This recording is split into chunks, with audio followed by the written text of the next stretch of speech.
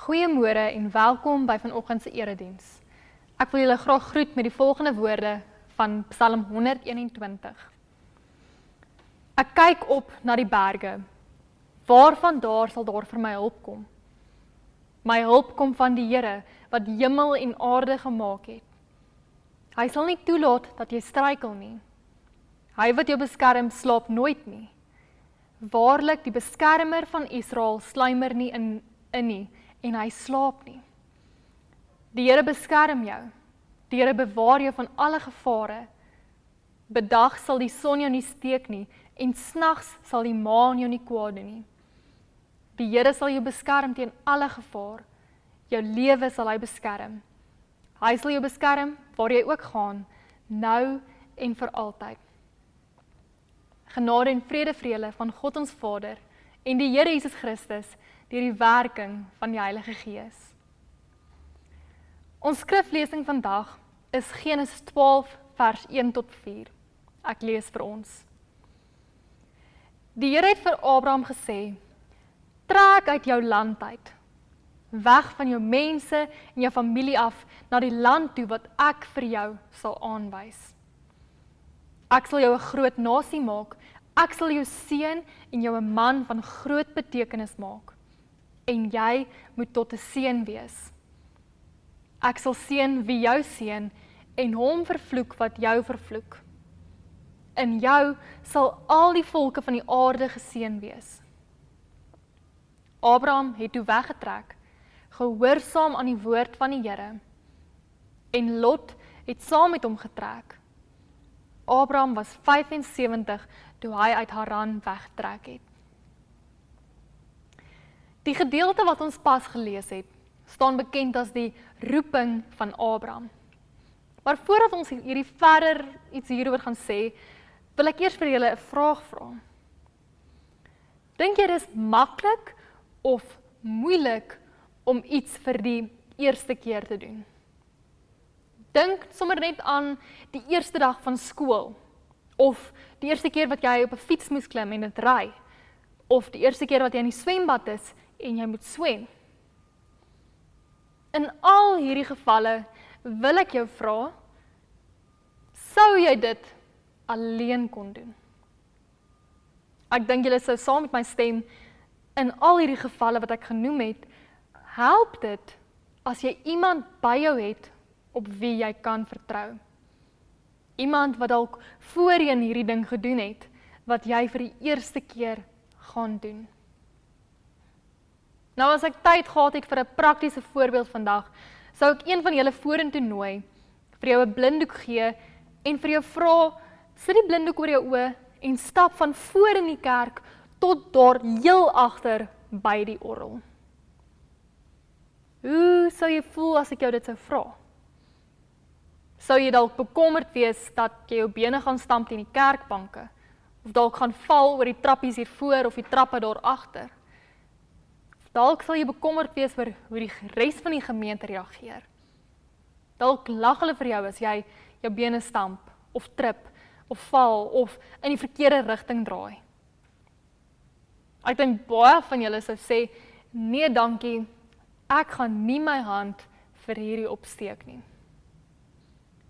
Maar wat sou jy sê, as ek dalk nog iemand vorentoe roep?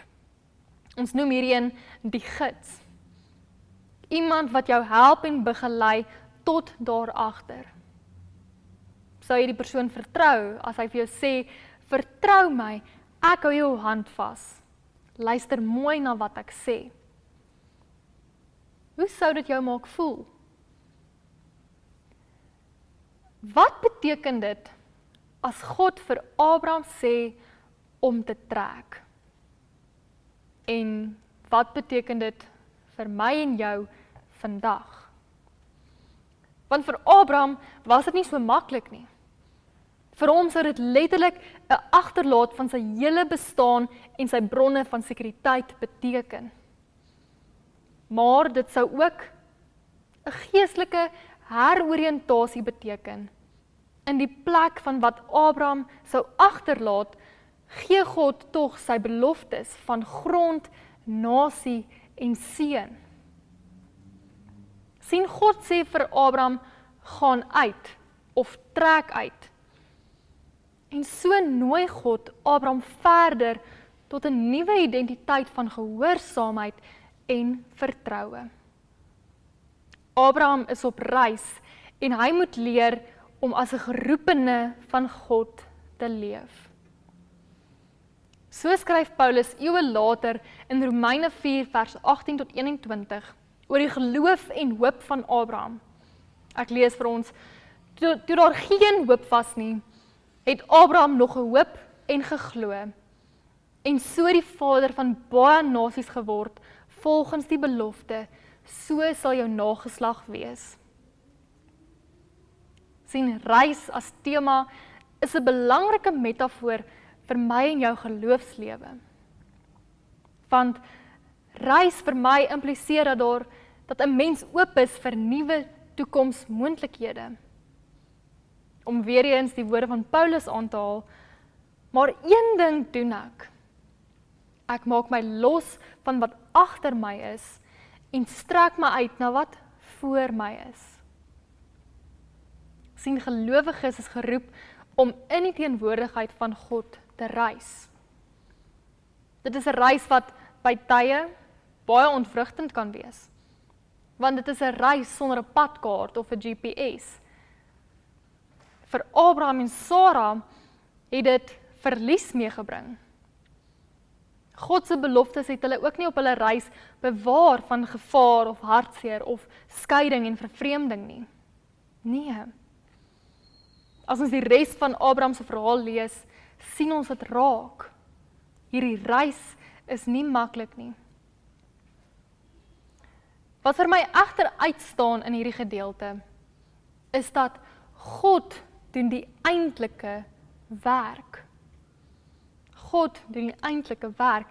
Hierdie verhaal gaan nie primêr oor Abraham en Sara se doen en late nie, maar ten diepste oor wat God doen. Abraham se gehoorsaamheid en vertroue is belangrike elemente in hierdie verhaal, maar dit vind binne die raamwerk van God se trou en genade plaas. In die teks beklemtoon God, ek sal. Dit word in die eerste persoon gestel. Dit is God wat die grond gee, God wat die groot nasie gee, en God wat 'n groot naam gee, en God wat seën. Ek sal dit doen, sê die Here God.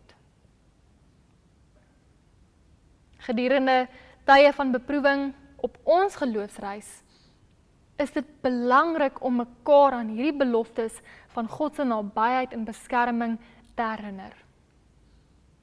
Die volk moes gereeld tydens die uittogjare in Egipte mekaar herinner oor God se beloftes wat aan hulle voorvaders gegee is. En terwyl ons dan nou vandag in 2026 met al ons swaar kry en beproewing en versoeking en onsekerheid is, moet ons net soos Israel mekaar herinner aan die beloftes van God in die verlede. Hy is en hy sal getrou bly. Dit is dieselfde God van ons geloofsvoorvader Abraham wat vir ons nuwe hoopvolle moontlikhede oopbreek, soos ons ook nou reis. Sien, Abraham se roeping is 'n verhaal van hoop vir ons en die hele mensdom. Dit leer ons dat God nie van plan is om die mensdom en die skepping prys te gee nie. Ten spyte van ons rebellie, ten spyte van die chaos in die wêreld en al die boosheid wat heers, te midde van hopeloosheid en byna alle onmoontlike situasies, triomfeer God se genade oor alles en maak hy vir ons nuwe deure oop. Vandag is ons in die kerk en as kerk, as gelowiges, is ons geroep om hierdie te verkondig, maar meer belangrik om dit uit te leef. Ons wat hier sit, of wat nou luister na hierdie boodskap, is die draers van hoop. ons is draers van goeie nuus. Om dit te wees en te doen, was nog nooit maklik nie. Dit gaan gepaard met stryd en lyding, versoekings en beproewings van binne en buite. Ons ervaar vandag nog onsekerheid oor baie dinge. Ons voel swaar kry aan ons lyf. Maar in hierdie lydenstyd kan ons weet, Jesus herinner ons daaraan dat ons kruisdraers is. Dit beteken ons reis nie op hierdie pad sonder 'n kruis nie. In die wêreld is ons vreemdelinge, bywoners, onderweg en op reis. Maar ons is in die wêreld en nie van die wêreld nie, het Jesus gesê. Ek en jy is gestuurdes. Ons is geroepenis met die opdrag, gaan uit, trek weg. Ons leef oop, gerig op die toekoms wat God vir ons gee, waarnatoe dit ook al gaan. En met lydenstyd onthou ons, die goeie nuus is dat Jesus reeds ons kruis gedra het. Dis belangrik, hy maak die las lig, hy maak die reis met kruis en al moontlik. Hy verseker die oorwinning wat ons al reeds in hom behaal het. In Jesus Christus is God se beloftes vir my en jou vas en seker. Ons kan hierdie reis daarom dan nou aanpak, omdat ons die een vertrou wat saam met ons reis. Kom ons bid saam. Here Jesus, dankie dat ons kan weet, U is die een wat naby aan ons is. U beloof in U woord, U gaan ons nooit alleen los nie. Here, en daarom as ons na die verhale in die Bybel kyk, of verhale by ons ouers en grootouers hoor, Here, wat vir ons uitstaan is dat U nog altyd goed was. Here, en daarom kan ons hoop en vertroue in U sit. God, die een wat ons gemaak het en nog steeds vandag saam met ons op pad is. Here, help ons om hierdie nooit te vergeet nie. Amen.